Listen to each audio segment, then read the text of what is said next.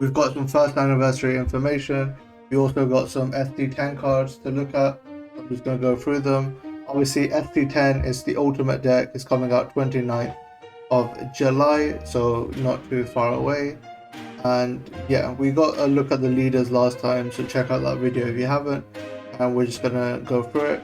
Now, if you guys remember, obviously 3 leader cards which we all saw. Then we haven't seen any of the other types. We haven't seen a super rare, a rare, or a common.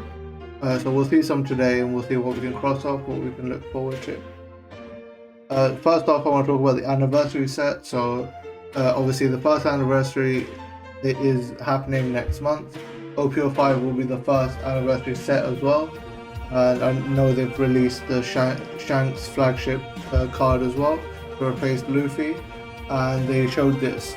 So if you guys remember the One Piece polls, there were polls on everyone's favorite card or most useful card, and Otama won OPO1, Makino won OPO2, Marco won OPO3. So you can see that they'll be included as like special parallels in this set. Right now it's only available on Premium Bandai for Japan and for I think Singapore, but it should come out for the English version on Premium Bandai maybe again. So probably won't be available until end of the year, maybe until next year early months as well. But to show what you guys get, obviously you'll get a playmat, you'll get card sleeves, I think 100 pieces, and you also get a card case and a card holder, and then obviously you get your one of each parallel. So it's a bit pixelated just because the image is a bit zoomed in, but you can see that's very cool art. They look very nice. So yeah, I'm looking forward to all of that. And then just to immediately go in, so today they showed some new ST-10 cards, literally not even an hour ago. So the first one, we got finally Sanji. I say finally Sanji as in finally a decent Sanji in a sense. I know the Sanji cards aren't used that much. But we have a 6 cost, 6000 power Sanji.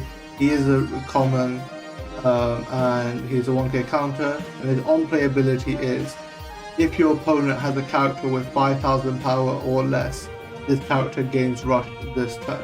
I think it's quite an easy ability to obviously guarantee rush, because obviously a lot of characters will play 5000 power or less cards. And even if somehow, for some reason, they didn't have a 5000 power less character, they had like a 7k. Sanji is a red character, so in combination with Otama, so many power reducing cards, you could almost always play Sanji and get his rush ability. I think it's good, just because rush characters are so strong and so many people rely on them. And then the next one, Jinbei, 2 cost, 2000 power, 2k counter as well, and his ability is quite simple. 1x1 when attacking, give up to one opponent's character power minus 2000 for the turn. He's a slightly weaker Brook, but I think he could see play. He's a 2k counter, and you know, he's 2 costs, so you could sort of start that like reducing power quite early on, set up your board for later stages. I think it's good just because red relies a lot on the 1 cost curve, so going first. But this sort of opens up options for going second curve as well.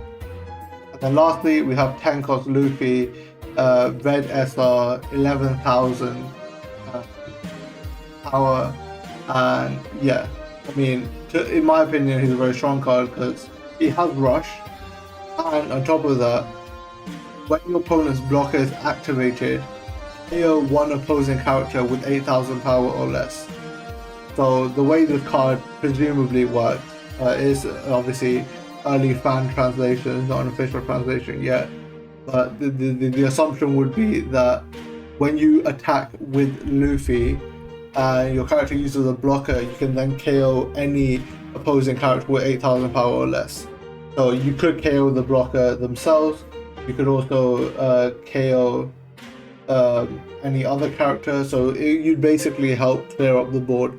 And so, because there is such a reliance on blockers, especially like if we consider black relies on blockers, some red decks rely on blockers like Marco, like Whitebeard Pirates, purple relies on blockers, Even yellow now with like Blocker Sanji, yeah, as in it's a very strong card. It's basically a stronger version of the SR Luffy in the starter deck 1, which also nullifies blockers. But yeah, very strong card, very cool art as well. And he is an SR, so he's one of the 4 SRs that we'll get. So presumably we'll get a Kid SR, Law SR, and considering that we got a Sanji card, I'm gonna say that we might get Zoro SR because of the Zoro agenda, but we'll see. But yeah, let me know what you guys think of these cards. Let me know what cards you're looking forward to. And yeah, don't forget to like, subscribe, and share for more instant news on One Piece videos.